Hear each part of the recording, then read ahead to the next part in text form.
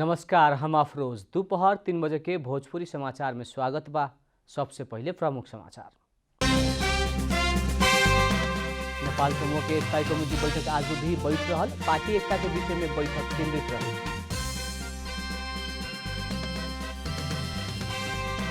जसपा के आधिकारिकता विवाद, यादव पक्ष के बहुमत, आज ये सांझ तक फैसला आवे की संभावना।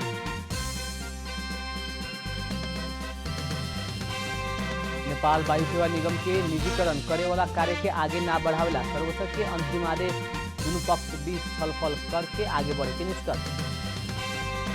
कोरोना वायरस की महामारी के संबंध में अमेरिका गलत रास्ता तरफ जा रहा। डॉक्टर एंथोनी फाउची के कहना, डेल्टा वेरिएंट के संक्रमण बढ़ रहा। विश्व खेलकूद के महाकुंभ टोक्यो ओलंपिक जापान में जारी। पदक तालिका में चीन के अग्रता कायम।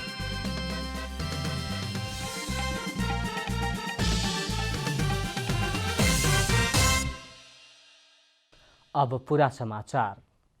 नेकपा एमाले के वरिष्ठ नेता झलनाथ खनाल माधव कुमार नेपाल समूह के स्थायी कमेटी बैठक आज भी बैठक भइल बा। आज के बैठक में भी पार्टी एकता के विषय में बैठक केंद्रित होके के बतावल गइल बा। कालू के बैठक में बोले वाला अधिकांश स्थायी कमेटी सदस्य सब पार्टी एकता करके आगे बढ़े पड़े के सुझाव देहल नेता रघुजी पंत जानकारी देहने। बैठक में कार्यदल से सहमति कैल 10 बुँदे प्रस्ताव में भी छलफल भइल रहे।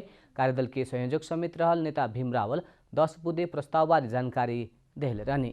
एमाले एकता के खातिर दबाव देव खातिर कहत कालू कुछ सांसद लोग कार्यदल के सदस्य सबसे छलफल भी कैले रहे।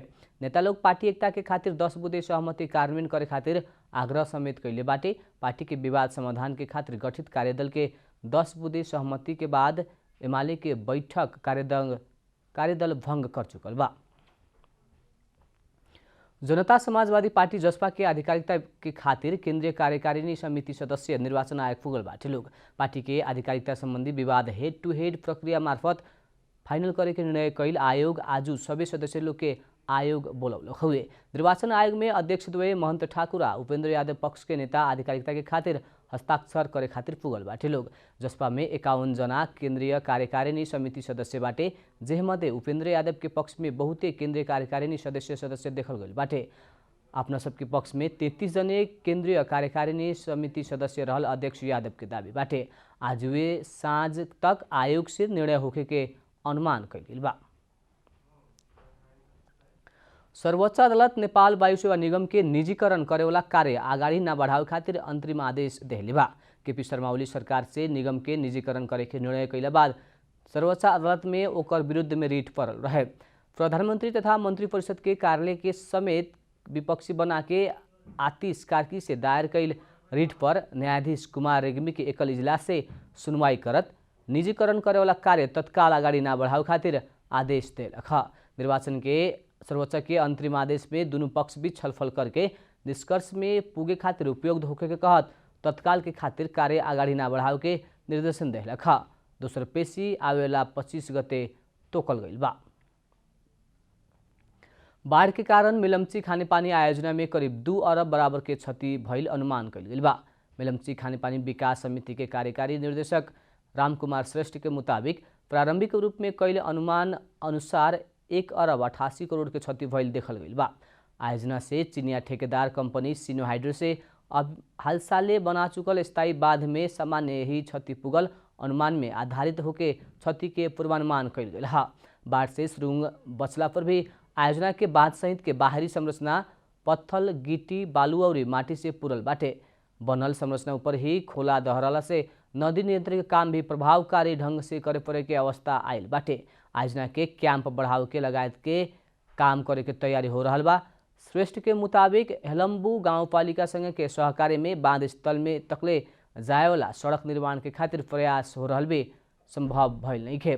आयोजना स्थल में टोली पुगे के लौटे के भइला पर भी जोखिम हो सके के भइला से सहज अवस्था बने नहीं सकल। बांके के नेपालगंज नाका होके भारत जायवाला के संख्या फिर बढ़ल बाटे। नेपालगंज नाका होके दैनिक 900 से 1000 नेपाली भारत जा रहल इलाका प्रहरी कार्यालय जमुना जनौले बा। भारत में कोरोना के संक्रमण दर घटेसँगै लकडाउन सहज भइला बाद काम के खातिर भारत जायवाला नेपाली के संख्या बढ़ल हुए। काम के खातिर भारत जाए लागल जाजरकोट के कर्ण बहादुर थापा कोरोना से भी ज़्यादा खाना खाए के ना मिलना से जान के खतरा बढ़ला के कारण जान हत्केला में राख के भारत की यात्रा तय कैल बतौले बाड़न। अब अहिलेको बेरोजगारी यस्तै छ, अब कोभिड-19ले पनि यस्तै गरेको छ। अब समस्या त्यही भएको कारणले पनि अब आफ्नो रोटीको छैन। अब त्यो गर्ने दुनियाँ गइराखेको छ। अब हामी मात्रै रोकिएर भएन, दुनियाँ संसार हुँदै गएको छ। सुदूरपश्चिम कर्णाली या लुम्बिनी के अधिकांश नागरिक दैनिक गुजारा चलावे के खातिर नेपालगंज नाका होखत भारत पलायन होखेला।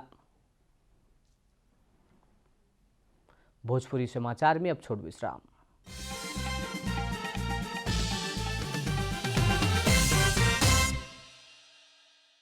भोजपुरी समाचार में अब थप समाचार। कंचनपुर कारागार में क्षमता से ज्यादा कैदीबंदी के रखला से व्यवस्थापन में चुनौती देखल गई बा। कारागार में 95 पुरुष आ 20 महिला कैदी राखे के क्षमता बाटे, लेकिन अभिन कारागार में 22 महिला आ 338 पुरुष के राखल गई बा। क्षमता से ज्यादा कैदीबंदी भइला से पिछला समय बैठे के खातिर समस्या भइल बाटे।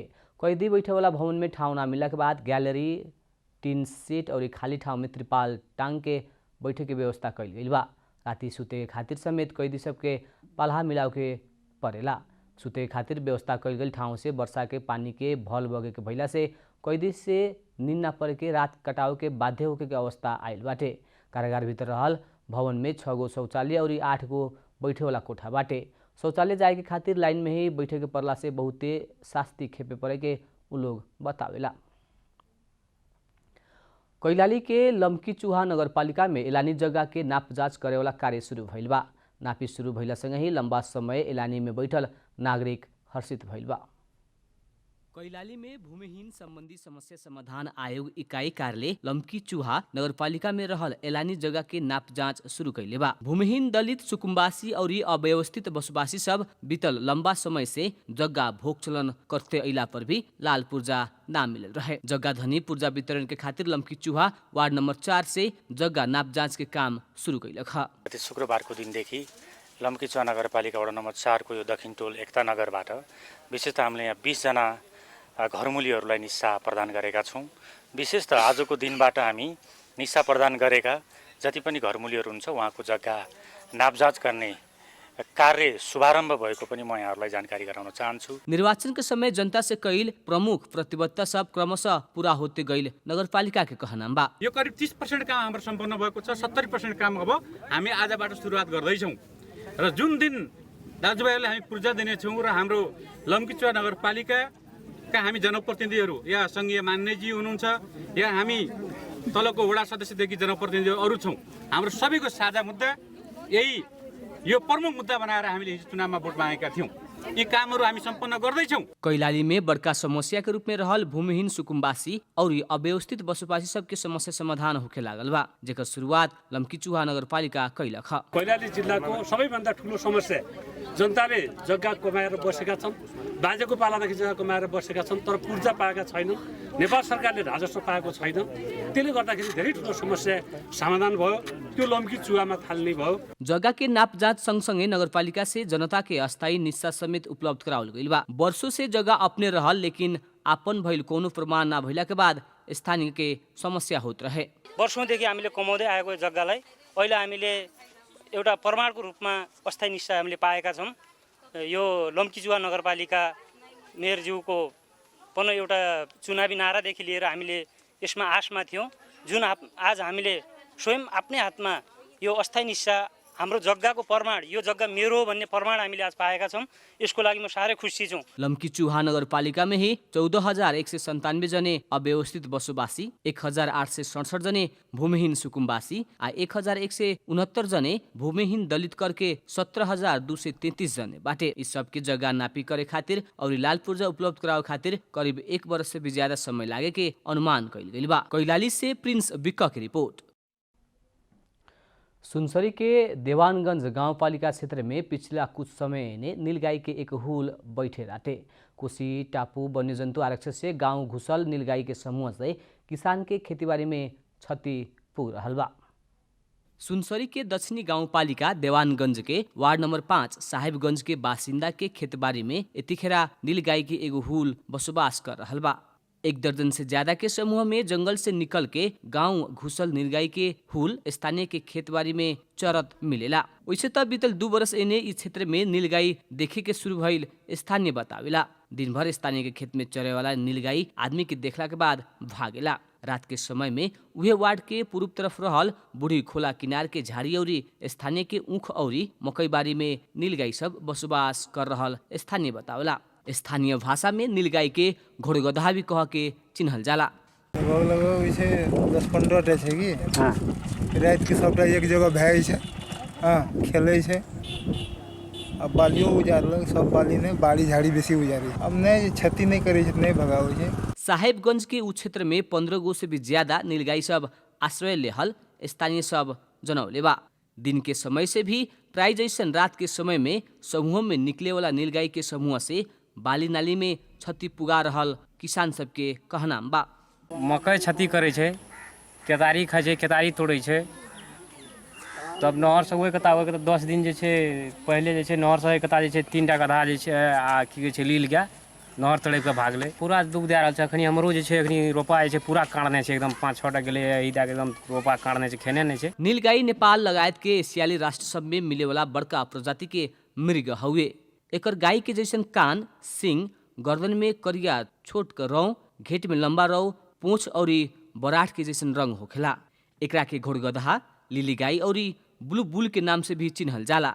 देवानगंज में आश्रय लेहल नीलगाई उ गाउँपालिका के उत्तर तरफ रहल कुशी टापू वन्यजन्तु आरक्षण से आइल हो सके के स्थानीय के अनुमान बा। नीलगाई के समूह से किसान के खेतीबाली में क्षति पुगावल विषय उजुरी आई त ओइसन अवस्था में निर्णय लेवे के जिल्ला वन कार्यालय सुनसरी जनौले बा। पूर्वमा चाहिँ जिल्ला वन कार्यालयमा चाहिँ छलफलको विषयवस्तुमा प्रस्तुत गरेका थिए मिटिङमा। अनि यसको लागि चाहिँ संरक्षणको सवालमा जिल्ला के वन्यजन्तु आरक्ष कोशी वन्यजन्तु आरक्ष जिल्ला वन कार्यालयसँग समन्वय गरेर अनि त्यसपछि के गर्न सकिन्छ भन्ने कुरा चाहिँ छलफल अलिकति आएको छ हैन। र यसो गर्छु अथवा यसै गर्नुपर्छ भन्ने कुराहरू चाहिँ अब पीडकबाट पनि अहिलेसम्म त्यस्तो किसिमको चाहिँ निवेदनकै रूपमा चाहिँ नआइसकेकोले त्यस्तो चाहिँ खासै चाहिँ लिएको छैन हैन। जंगल क्षेत्र अतिक्रमण होके मानव बस्ती के विस्तार होते गईला से और जलवायु के नकारात्मक असर के कारण जंगल सब उजाड़ होते गईला बाद जनावर सब आहारा के खोजी करत मानव बस्ती में प्रवेश कर रहल जानकार लोग बतावेला। नीलगाई के संरक्षण करत किसान सब के खेतीबाड़ी के रक्षा करल अभिन के आवश्यकता देखल गईल बा। अब आर्थिक समाचार।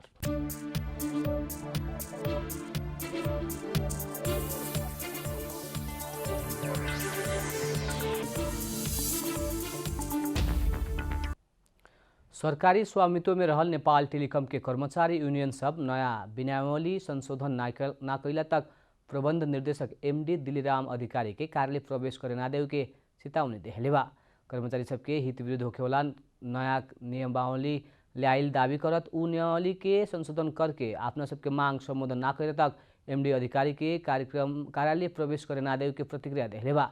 कर्मचारी सब यूनियन सबसे 4 दिन एने उ विनियमावली के विरोध में टेलिकम केंद्रीय कार्यालय में धरना सहित के विरोध प्रदर्शन करते आइल बा।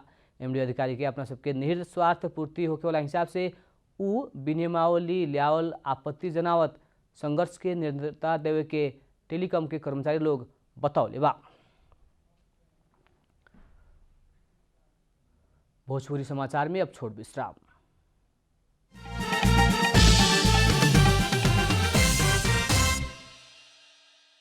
भोजपुरी समाचार में अब अंतर्राष्ट्रीय समाचार।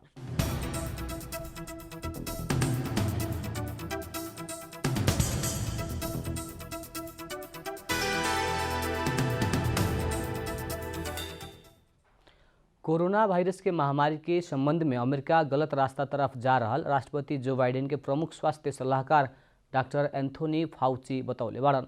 खोप लगावल सबके संख्या न्यून रहल क्षेत्र में कोरोना वायरस के डेल्टा वेरिएंट के संक्रमण पिछला दिन सब में बढ़ते गई वरिष्ठ सरुआ रोग विशेषज्ञ डॉक्टर फाउची के कहनाम बा। संक्रमण नियंत्रण के खातिर खोप लगावल व्यक्ति सब के खातिर मास्क संबंधी निर्देशिका में परिमार्जन करे के बारे स्वास्थ्य अधिकारी सब बीच बातचीत हो रहल वहाँ के बतौले बानी। इसे पूर्ण मात्रा में खोप लगावल सबके खोप के थप अर्थात बूस्टर मात्रा लगाव के संबंध में भी छलफल हो रहल डॉक्टर फाउची जानकारी देहने। अमेरिका में अभी तकले 3 करोड़ 40 लाख से भी ज़्यादा आदमी के संक्रमित भइल बाटे त 6,10,000 जना के कोभिड-19 के कारण जान गइल बा। अब खेलकुद समाचार।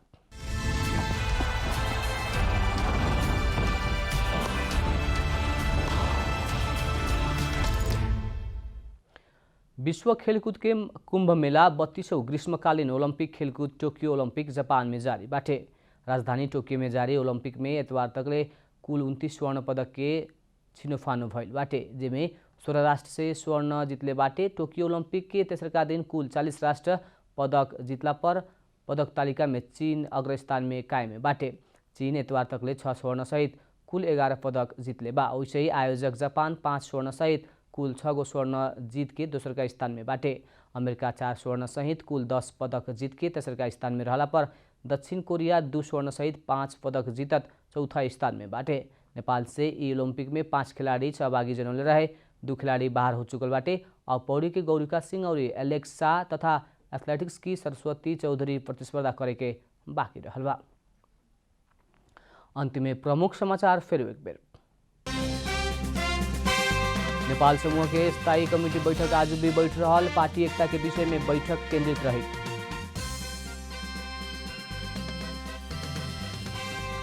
जसपा के आधिकारिकता विवाद, यादव पक्ष के बहुमत, आज भी सांझ तक फैसला आवे की संभावना।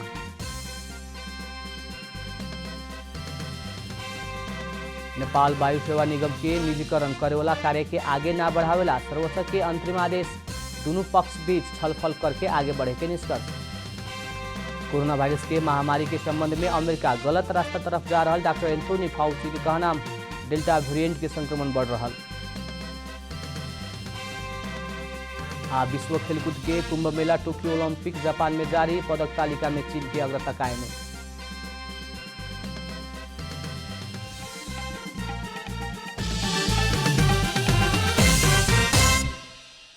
भोजपुरी समाचार अभी खातिर इतना ही। जनता द्वारा जनता खातिर प्रसारित जनता टेलीविजन के कार्यक्रम सब यूट्यूब, ट्विटर, फेसबुक आ हमने के वेबसाइट जनतासमाचार.com में भी पढ़ा देख सकत बानी।